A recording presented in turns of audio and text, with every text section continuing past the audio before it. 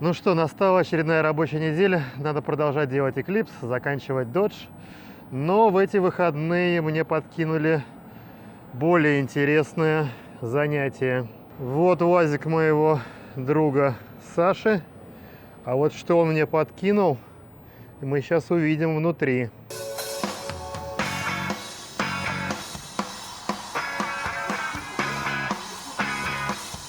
Вон Eclipse, а вон Dodge. А вот и сюрприз.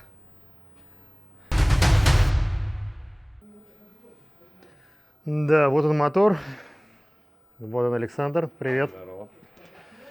Ну расскажи, что ты ко мне выложил здесь посередине бокса. Я хочу тебе продемонстрировать верх творения инженеров российского автопрома. Предлагаю тебе поучаствовать в распаковке. Ну я на самом деле не такой большой зритель Ютуба, но чтобы распаковывали мотор из коробки, я еще не видел. На самом деле я и сам мотор в коробке еще ни разу не видел. Это первый мотор, который я вижу в коробке. Ладно, давай снимать коробку. Покажи, что может быть в коробке с надписью «Двигатель». А, двигатель ZMZ. Двигатель ZMZ Pro. По делу зачеркнут. Блин, а я сначала не сразу прочитал, что там по делу написано. Все по. Я думал, что это все ему. Да, все равно.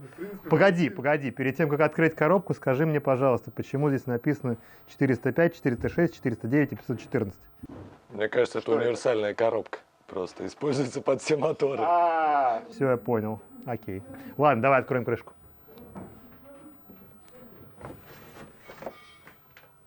Та-дам! Unboxing ZMZ Pro. Боя.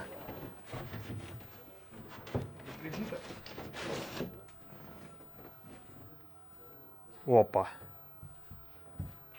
Как все круто. Новый мотор. Новый. Муха не сидела. Ну вот мы открыли коробку. И теперь я буду ему задавать разные вопросы. Зачем это? Для чего это? Что оно делает у нас? А в частности, что оно делает у меня здесь. Я надеюсь, что мы выпытаем из него всю информацию по этому мотору. Да ладно, можно подумать, тебе не интересно, что это за чудо. Все-таки 2019 год на дворе. Ну вот мне и очень интересно, что это за чудо, для чего оно и как оно тут оказалось. Как ты дожился до того, чтобы купить новый мотор? Не только мотор, там целый свап-кит. Свап-кит на что? Ну, вообще их ставят на УАЗики. На последние УАЗики ZMZ. УАЗ Профи называется. Вот, ставят вот эти двигатели. А я хочу поставить его в автомобиль, о котором вы узнаете чуть попозже. Так, и что же в этой коробке лежит? Слушай, первый вопрос, скажи, почему Pro? Ну, это они такую версию назвали ZMZ Pro, потому что двигатель на самом деле 409 ZMZ, но они увеличили степень сжатия до 10, десяточка там теперь. Сделано это для того, чтобы можно было использовать газ. Плюс усилили клапана выпускные. Ну, на самом деле, там еще есть ряд доработок, но мелких уже в дальнейшем. Поставили DAT, кстати, обрати внимание, датчик абсолютного давления. Слушай, ну я помню, мы снимали обзор на УАЗ Патриот, и бошевский датчик давления я уже видел на нем. На нем такой же мотор стоит? Нет, вот как раз на нем стоит, это 150-сильный мотор, а на УАЗе, который мы снимали обзор, там 134, по-моему, лошади, или 132. То есть они вот за счет, у нее другая поршневая группа, у него другие выпускные клапана, у него другая степень сжатия. А в твоем УАЗике какой мотор стоит? Тоже 409. Я тебя еще не запутал. Ну уже на самом деле да. Так в чем прикол этот 409 мотора? Почему он ZMZ Pro? Ну, потому что профессионал. Профессиональный. Чем он отличается от обычного мотора, который стоит в твоем УАЗике или еще в каком-нибудь? Мощностью, возможностью использовать сжиженный газ. Хватит мне на это. Мощность 150 сил. Пока все очень запутано, а самое главное, насколько я понял, что раз у него в УАЗике стоит такой же мотор, значит этот мотор не для УАЗика, потому что один и тот же мотор менять на тот же мотор как-то совсем уже непонятно. Ну, а куда это ставить? Сейчас я попытаюсь узнать, куда это мотор будет ставиться. Но он будет ставиться тоже в отечественный автомобиль. Но пока я не скажу какой. Пусть это будет секрет. Я же должен тебя окончательно Так, взорвать. интрига накаляется. Ой, куда все поехало? Алло, гараж, отдайте камеру. Смотри, он на тебя косится сам. Что за фигня? Причем в каком-то покосившемся виде. Может, он сел? О, ожил. Так, значит, машина, которой он будет ставиться, я так понял, ее еще просто нет. Да, пока нету. Я в процессе выбора. То есть у нас есть мотор, но у нас нет машины, в которой он будет ставиться. У нас не только мотор. У нас еще целых 3 коробочки есть. Подожди, давай сейчас тогда сначала посмотрим, да, на самом деле, что интересного в этом моторе. На самом деле, я первый раз вижу мотор из коробочки, да и вообще я первый раз вижу российский новый мотор, хотя я не видел ни одного нового мотора. Ну, в магазине видел, а вот так вот, чтобы вживую, чтобы можно было пощупать, а тем более что-то спросить. Вы не думаете, что я такой глупый, но я реально в российских моторах ничего не понимаю. У тебя была 8, что ты врешь? У всех нормальных пацанчиков. В 90-х годах была 8, притом вишневая. Ладно, давай подряд посмотрим, что здесь интересно. Давай начнем сверху. Первое, что я вижу, это, конечно, катушки зажигания. Что-то особенное в этих катушках есть? Нет, обычные катушки сделаны в России. Вот это особенность. Да, я на самом деле, наверное, буду часто ссылаться на тот УАЗик, который мы делали обзор, потому что, ну, что-то как-то я долго рассматривал его подкапотное пространство. Там стоят такие же катушки? Там, по-моему, бошевские стоят. Вот да, мне тоже казалось, что там все бошевское стоит, а здесь почему-то... здесь почему-то стоят российские катушки. Это лучше или хуже, не знаешь? Ну вот мы и проверим. Меня уверяли, что российские катушки ничуть не хуже.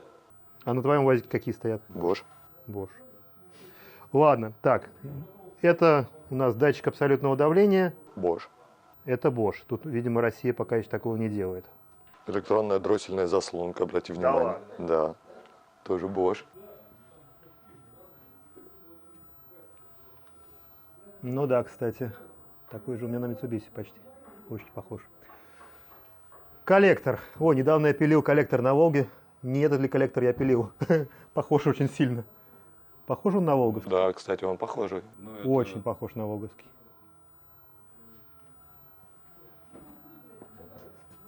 Да, он один в один. Разве что трубки посередине нет, которая мне мешалась вечно. Так, ладно. Топливная рампа. Во, какая красивая. Прям как на тюнячих моторах. Причем не могу понять, но это, наверное, не Bosch. Хотя форсунки, наверное, Bosch. Сама рампа наша. ОТК. Да. А внутри, вот под ней как раз газовые форсунки уже вот предустановлены. Форсунки, да. То есть рампы и форсунки. Ну, генератор, я не думаю, что интересная вещь. Слушай, зачем такой большой фильтр? Белорусский, от братьев наших белорусов. У него, во-первых, объем всей масляной системы, там 6,5, по-моему, литров масла. Ну, а чем больше фильтр, тем же лучше, ты же должен знать. Слушай, на самом деле не задал самый глупый вопрос. Какой объем у этого мотора? 2,7. Ты же сам говорил, что 2-литровым может быть только сок, поэтому... Поэтому чуть побольше, да? Так, значит, это мотор 2,7 литра, 4-цилиндровый. Какая в нем мощность? 150 сил и евро 5, между прочим. Евро 5, 150 сил. Ну, насколько я понимаю, для российского автопрома это вполне приличные все показатели. Для мирового это так себе показатели. Поехали дальше. Кстати, стартер Валио я смотрю. Французы. Слушай, с каждым шагом, который мы идем вокруг, ну, я понимаю, маховик российского производства. Вот это тут по-любому российский кусок чугунины заполированный наши могут сделать всегда. Так, ну вот здесь должна стоять турбина, я насколько понимаю, да? Вообще-то. Ну ладно, это выпускной коллектор у нас. Это даже я знаю. Причем зацени, как до сих пор, как, наверное, в 70-х. Да, масляная эта тряпочка промасленная. Я удивлен, что мотор не упакован в трансформаторную бумагу. Промаслен. Так, ладно, что вот это такое? Это термостат. Ну, вообще, вот этот узел. Такой глобальный. Ну, кстати, прикол. Я тут, как стал обладателем УАЗика, я теперь разбираюсь в термостатах. Их там порядка 5 или 4 видов. Но основная разница у них была в том, что выход на термостат, вот тут 25 миллиметров. Это потому что, если ты хочешь соответствовать нормам евро там, от 3 и выше, чтобы он максимально быстро выходил на прогревочную мощность, чтобы, соответственно, у него обороты падали быстрее, и он начинал работать уже по нормам выброса экологического, они заузили вот этот вот подход к термостату. То есть отсюда у нас выходит на уже большой круг, на патрубок на радиатор пошел. А до Евро-3 они были 40-миллиметровые, то есть такие жирные. В итоге возникает, у меня сейчас дилемма, у меня стоит помпа с выходом на 25, а термостат стоит почему-то с выходом на 40. Я не знаю, завод это так сделал, или это уже кто-то в процессе поменял, пока машина у меня не новая. Но вот я сейчас думаю, менять мне термостат на выход на 40, или все-таки соответствует нормам, чтобы он быстрее прогревался, поменять корпус термостата на выход 25. Ну, короче, неважно. Текстолитовая, кстати, штучка. Как он называется этот? Шкив, да. Текстолитовый, облегченный. Сюда вентилятор? Куда вентилятор?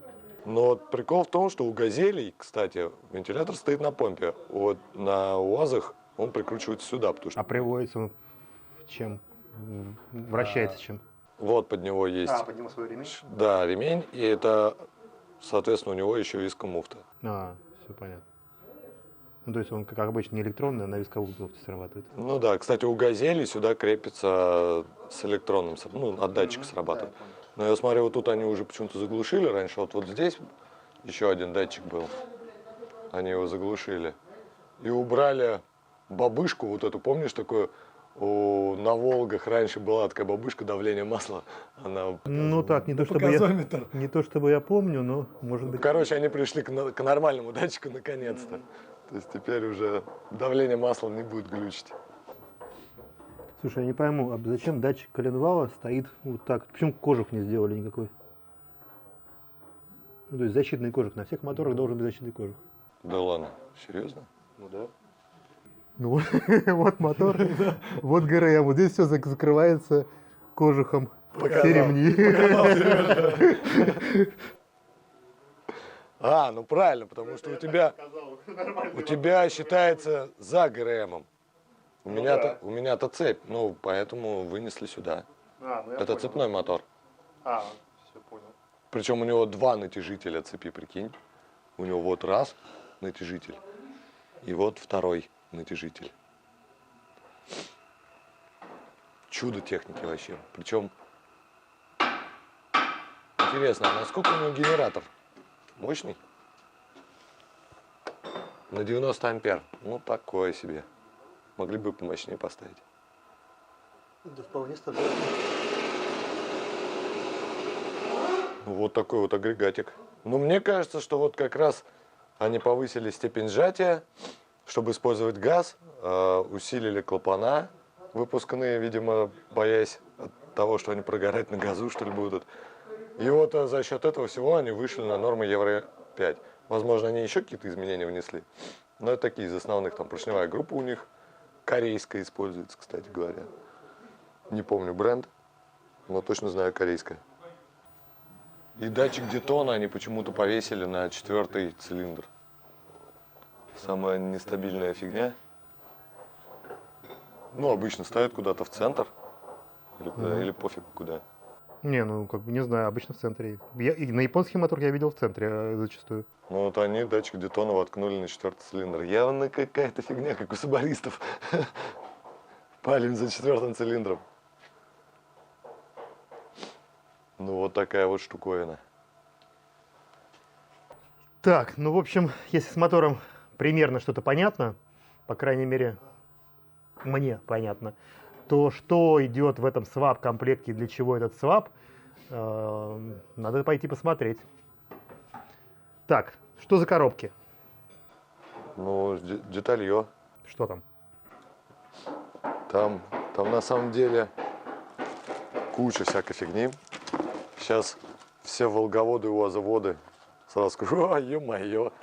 Понятное дело. Так, это у нас цилиндр сцепления, я так понимаю. Фенокс, кстати. Не оригинал гадский. Да, точно. Цилиндр сцепления.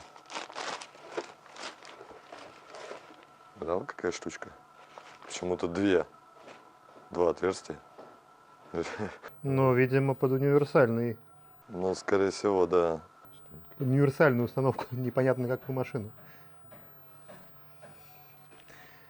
Ни один я и ни одни вы не знаете, что за машина предполагается к этому свапу. Никто не знает, даже создатель этого свап-кита. Так, ладно, мы это будем убирать, да? Ну да. Что там больше коробочки ничего нет. Все тривиально. Так, ну это ремень. Это как раз ремень. Мы его коснемся позже. Запомните просто, что он есть. Причем не знаю, чей это. Так, ну это у нас прокладка выхлопа, то есть приемной трубы. На ней может долго не зацикливаться. Скажи мне, зачем колокол? Слушай, колокол я взял для того, чтобы к нему пришпандорить можно было коробку. Это разумно. Слушай, я другого объяснить даже не предполагал услышать.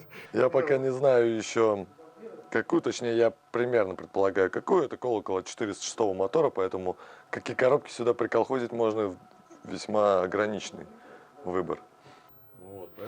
Это переходник какой-то или что? Или это стандартный колокол, как бы коробки? Это стандартный колокол 406 мотора, 405, 406. То есть, в принципе, блоки у них у всех одинаковые. Ну, конфигурация блока одинаковая. Что 406, что 405, что 409, что 409 ZMZ Pro. У них всех одинаковые посадочные места, поэтому я его и взял. Так, погоди, а у той коробки, которая будет на твоей машине, какой колокол? Зачем тебе еще один колокол? Ну, во-первых, я еще пока не знаю, какая будет машина. Так. Поэтому вряд ли я буду покупать машину с ZMZ двигателем. Зачем он мне нужен? Тут возникает как раз самый насущный вопрос. А какой еще двигатель может быть, кроме ЗМЗ? Ну, бывают УМЗ, бывают тазиковские двигатели, бывают дизельные, там же есть ЗМЗ 514, по-моему. Да, Всё, точно, понял. он на коробочке 514. Ну ладно, давай дальше. Короче, колокол от 406, чтобы присобачить коробку, которая к этому колоколу может подойти. Сейчас мотор в деревянной опрессовке. Да, кстати, припой не нужен, вот он примотан. Да ладно, это алюминиевый что ли? Да, алюминиевый. Да, алюминиевый. Да не, конечно, это сталь какая-то. Да, Чернуха стрёмная. Просто колокол надо было примерить к мотору. Можно было. Но он 100% подходит. Вот, видишь, стартер с Да, другой стороны. Я вижу, он подходит. Во, вот так. Да, все. Вот он вот так ставится. Вот видишь, по болтам. Да. Ну, здесь просто. Ну, я думаю, да, на всех моторах все-таки все одинаковое. Это не то, что у меня. На каждом моторе все свое. Вот чем мне нравится отечественный производитель. У них все унифицировано. Ну, потихонечку и меня туда перетянешь, значит. Так, ну, это крепление двигателя, кронштейны. Это тоже на всякий случай? Ну, просто я уже примерно знаю, что я себе буду брать, но я пока не хочу об этом говорить. Ага. Я хочу тебя удивить. Но там, что, в том, что ты хочешь взять, этого нет, да? Этого нет, да. Все понял. Но Так. таких моторов точно у них нет. Поэтому я на всякий случай взял крепление. Это крепление именно от такого мотора. Да. Да. Так, короче. Ну, на то он и кит, чтобы все запчасти подходили. Болтон. Да. Ты такой кронштейн бы никогда не сделал. Ты бы наверняка взял бы, смотри, какие швы. Ну, красиво все сварено, что ты хочешь. Ты бы взял бы кусочек нержи, обязательно бы все это было блестящим, разноцветным. А и стоил бы он в раз 500 дороже, чем это, да? Ну, да. Так, это у нас насос ГУР. Интересно, это гарантия, которая никогда не сработает. Насос ГУР у нас, кстати, чей? Чей-то насос. Борисовский завод, кстати. Опять же, все максимально отечественное. Все в рамках патриотизма. А что еще производит Борисовский завод? Понятия не имею. Ну, насосы ГУР точно делает. Тут даже есть... Я бы, мог так же сказать, о, Борисовский завод, он что-то производит. Если бы там еще было написано Борисовский российский завод, то вообще было бы... Слушай, ну люфтов у него нет. Перекаты я там чувствую. Но это претриация, я так понимаю. Да, я попробую покрутить. Да. Чувствуешь перекатик? Отлично. Вообще просто будет ходить. Внутри подшипник. Чей? Советский, Коя. кстати. Ага, сейчас тебе Коя. Там написано УПГ чего-то. ОПГ. В общем, УПГ, АТК. производительность насоса не написано почему-то. Объясни, зачем насос ГУР? Насос ГУР, потому что он не идет в комплект с этим автомобилем изначально. Все понятно. Пришлось купить его. Он как бы для этого мотора тоже, да? Да, Все понял. он под этот двигатель. Вопросов нет. Нет, туда, блин, вставляется вот эта вот хрень. Тут же целая технология. Ты уже отработал упаковку? Я просто запомнил, как это лежало. Кстати, вот ты и ремень для насоса ГУР. Насос ГУР. А что такой длинный? А он идет же через шкив колена. Насос ГУР стоит в районе вот здесь. А вот это, кстати, что за это кронштейн не для насоса ГУР? Так давай примерим сразу его, раз он у нас здесь рядышком. А то что-то про кронштейн я и не подумал, когда заказывал все это. Ну да, может у нас нет кронштейна крепления насоса ГУР. Ну не, ну, короче, кронштейна у нас нет. А вот, видишь, мы нашли косяк. Ты должен дозаказать кронштейн.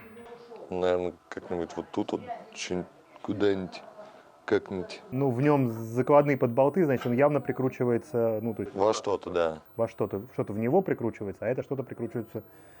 Ну да, скорее всего, что-то вместо этого кронштейна. Он стоит на оси какого ремня? Вот этого? Дальнего, скорее всего, будет. Вот этого второго? Да. Ну, значит, соответственно, вынос. Ну да, где-то какой-то кронштейн еще должен. Придется опять. А у тебя где? У тебя есть насос ГУР? Да, Ты не смотрел? надо посмотреть. Надо посмотреть, на чем дело у тебя висит. Главное, чтобы такой же у меня был. Зная наших прекрасных инженеров, они могут нести изменения легко. Ну, надеюсь, этого не произойдет. Изменения в ПТС. Они такой фигней не страдают. А жаль. Так, короче, эта коробочка отправляется в топку к мотору. У нас тут еще одна. Фильтр топливной очистки. Да. Мы его запаковывали во что только могли. А, вот. Это передняя крышка двигателя. Скажи мне, пожалуйста, а это зачем? АК. Калашников там. АК это АКМ, да, вот это как раз АКМ-12, что-то я не знаю такого АКМ. Ну, на самом деле, она будет, вот эта крышка будет сниматься. Почему? А, просто не будет вентилятора вот этого? Да. И будет ставиться вот так. А, ну будет электрический вентилятор, да? Да. Все, понял. Окей. Дальше у нас идут мозги. Видал, какая фирменная упаковка? Оригинал. А что за мозги?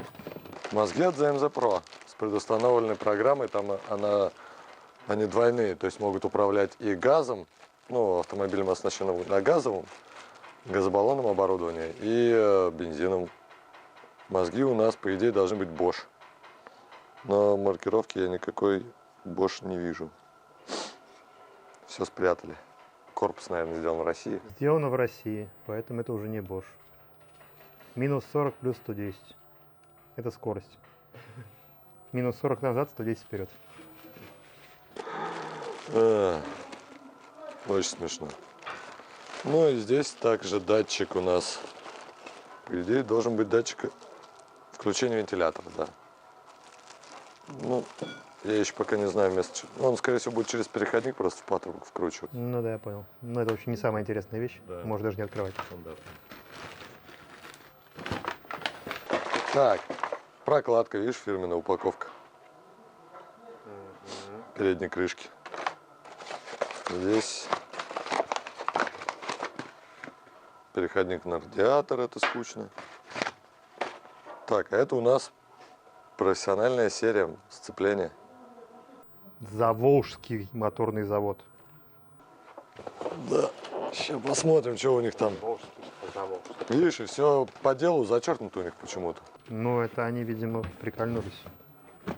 Все не по делу. Но это все за МЗ Pro, это все от именно вот этого мотора рассчитано на эту мощность. Это сцепление диска? Это кит, комплект. Вот, пожалуйста, обрати внимание, берешь такую кисточку, смазываешь вал, только потом надеваешь диск сцепления. На что ты его одеваешь? Я тоже так делаю. Только пальцем. Мгм. Не кисточкой? Нет. Ну, это Они кисточку из комплекта не дают?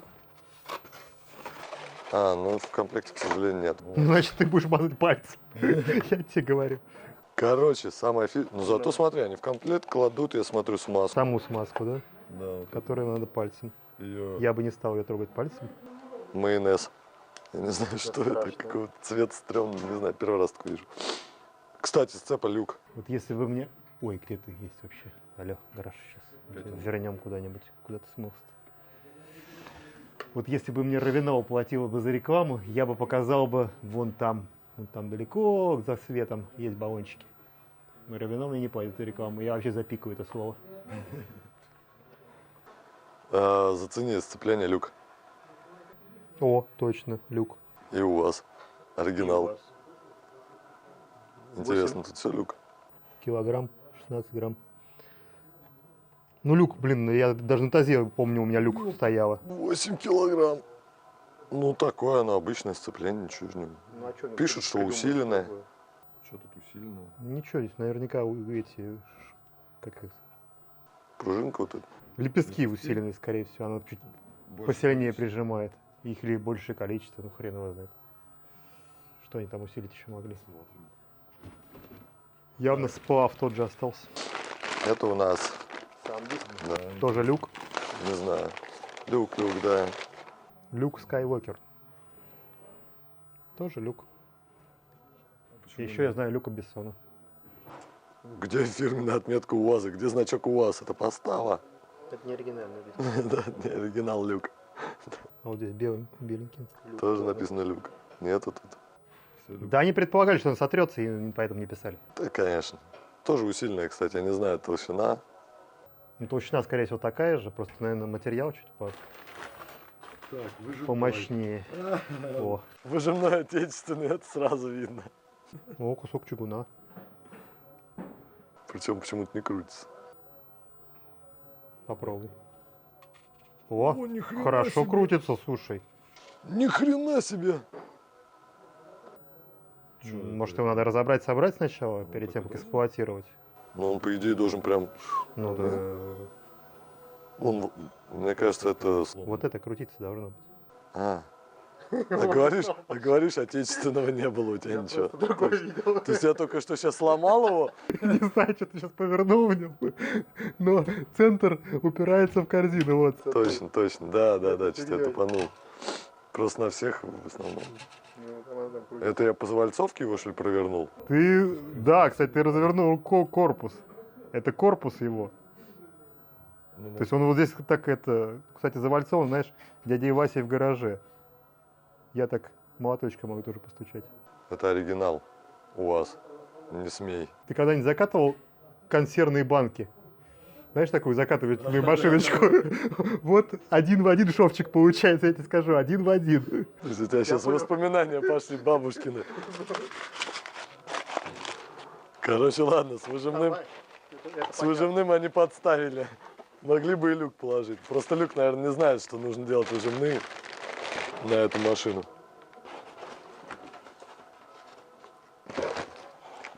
Зачем ты мне это подкладываешь? А потом мы забудем про нее, я буду ее искать. В корзине с сцеплением. Хотя сцепление мы быстрее А ты потом посмотришь этот видос, и там будет написано, выжимной прокладка или коллектор лежит в корзине с сцеплением. Аккуратненько прокладочку сюда надо положить. Фирменно упакованную. Кстати, ну хотя бы на картонку, блин, его могли бы примотать. Ну, как это делают все нормальные люди. Такое впечатление, будто бы сперли с завода прокладку просто и положили. Вполне возможно. Я не знаю, где ты взял этот кит. Так, что у нас? Последняя коробка. Она должна быть максимально интересная. Вот он, шкив. кстати. Облегченный шкив коленвала. Ну, он, кстати, не тяжелый. Я не знаю, мне кажется, это дюраль, что-нибудь типа такого. Или слишком тяжелый для дюрали. Да не, металл какой-то обычный. Кто будет дюралевую это делать? Хотя, кто его знает.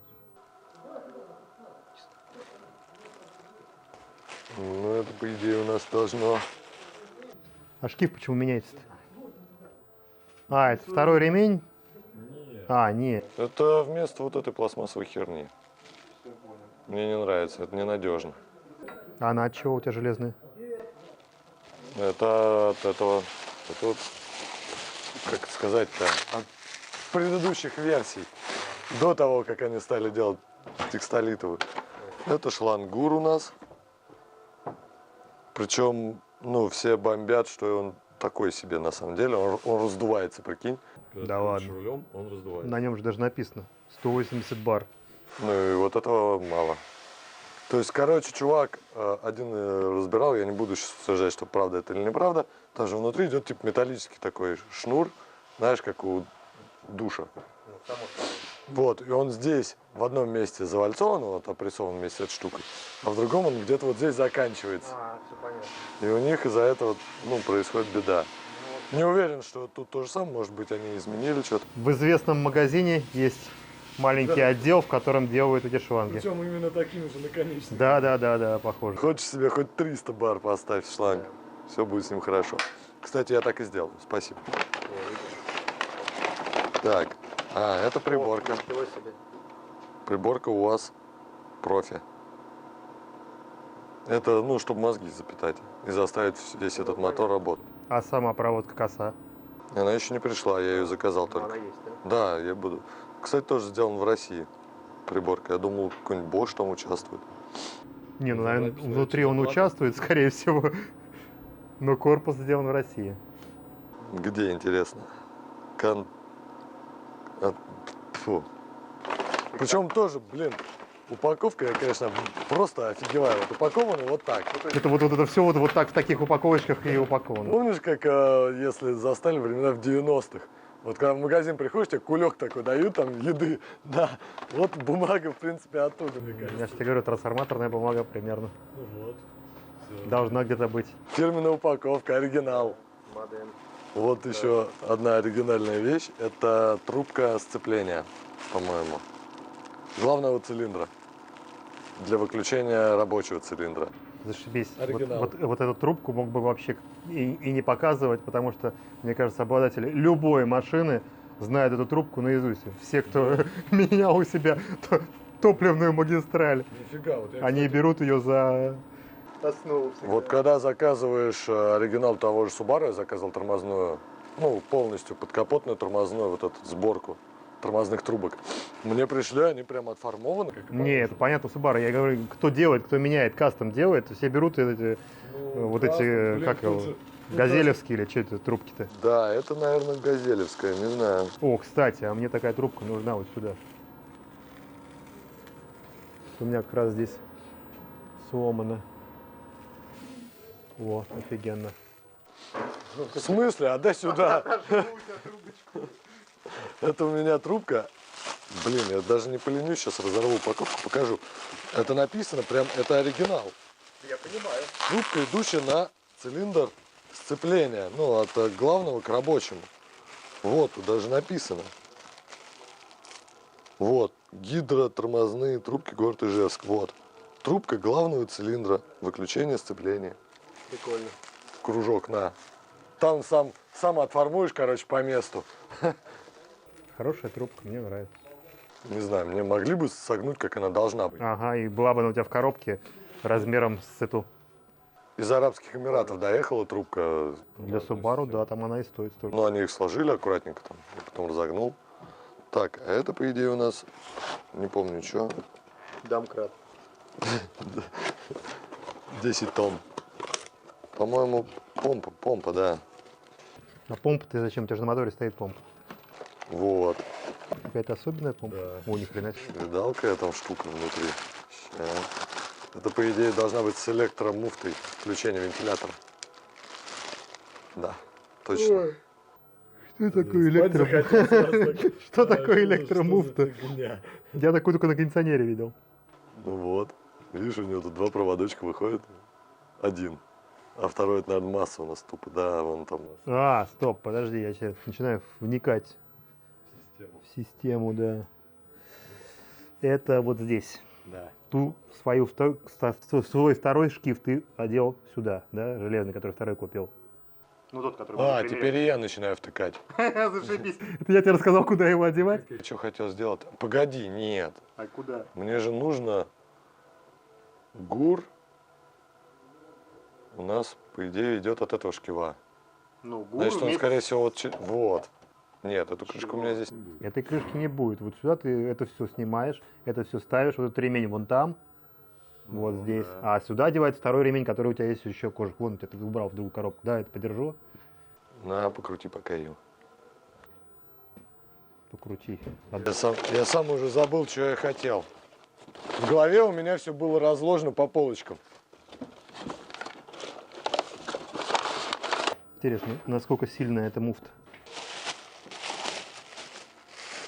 И как он, по-твоему, вот так, что ли? Слишком далеко? Не, вот так. Не оденется. одевается.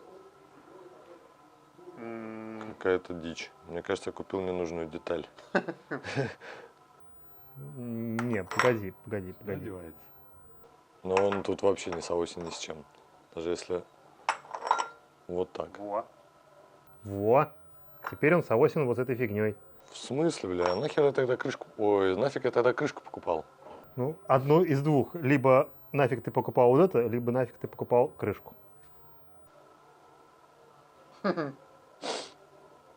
Ну, да. Кому-нибудь нужна? Разыграем потом. Продаем шкив. Разыграем. Кто поставит 10 тысяч лайков, тому поставим. Тому отдадим шкив. Ну, в общем, вот такая вот штука. Помпа. Кстати, она тоже под евро. Видишь, у нее маленький выход. Как раз вот сюда. Я не понял, нафига мне шкив. Ну, надо вспомнить, о чем ты думал, когда его покупал. Я, видимо, не хотел покупать крышку, скорее всего. Либо я забыл удалить ее из заказа. Потому что я заказал крышку, а я сначала думал быть самым хитрым, заказать вот такой шкив, который вот сюда прикрутится. И встанет на одну ось вот с этим, и, соответственно, уйдет на ГУР. Вот, возникает вопрос. Чем мне ГУР этот весь натягивать? Ремень. Ну, это ты сейчас можешь посмотреть в своем ВАЗике. Чем он у тебя сейчас натягивается, тем он и будет натягиваться. Точно, наверное, там кронштейн ГУРа. Кронштейн ГУРа как-то регулируемый. То есть не вот это. Гуром и натягивается, да. Ну да. Тогда нафига. Блин. Короче, что-то из этих двух деталей я забыл удалить из заказа. Ну и ладно. Это все стоит таких денег копеечных, что вообще не жалко. Пригодится. Ну вот такая вот штука. Нам... ну тут вот, видишь, прокладочка сразу идет. Такая вот финтифлюшка. Это шланчик сцепления. КамАЗа. Ну тут все либо от УАЗа, либо от КамАЗа. Либо от танка, либо да. Это Россия, детка. Интересно, кто-нибудь из подписчиков догадается твоих, под что это все? Потому что, ну, на самом деле тут дико палевно все. Во, я придумал, учитывая, что у меня в подписчиках почти ни одного волговода, тазовода, УАЗовода, что там еще, газелевода. Ну, в общем, что может быть связано с этими моторами, мы явно подарим этот шкив. Или крышку. Не нужно, или крышку. Мы еще не решили, что не нужно будет. А кому мы подарим? А, тому, кто угадает, собственно говоря, куда этот комплект. Ну да. Так что пишите ваши предположения. Ну, у нас еще нет жгута проводки, у нас еще нужна будет, я подумал, педаль газа, потому что электронный дроссель. Ну, и как бы, чтобы все это управлялось, скорее всего, нужно будет оригинальная педаль газа. Это все недорого стоит, а педаль газа стоит 1002.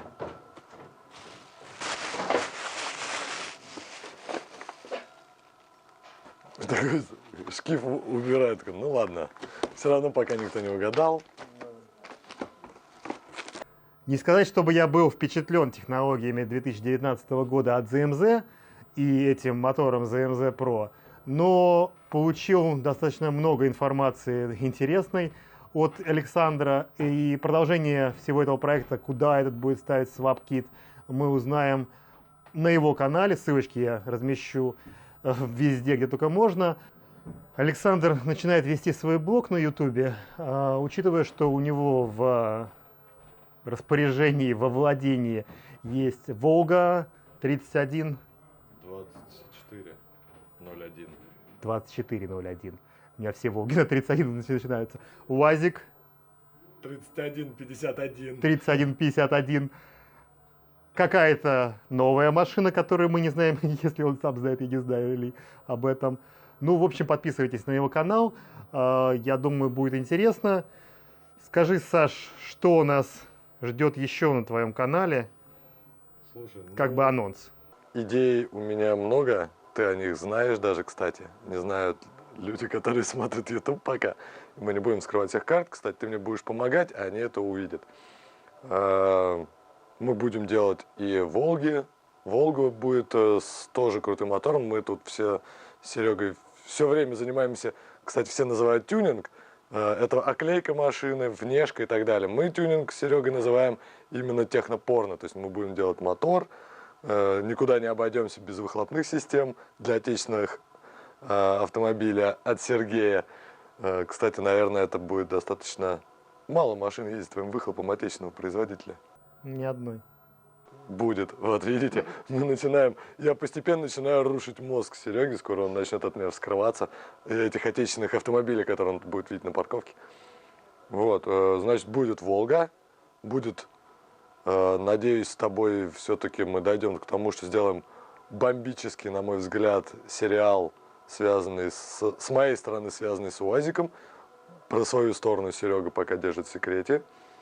И будет третий проект, это вот связано с этим мотором и отечественным автомобилем, каким, тоже узнаете чуть позже. Ну, а на этом, я думаю, мы попрощаемся. Конкурс мы уже объявили. Приз наш шкив. Пожалуйста, welcome. Всем удачи, всем пока.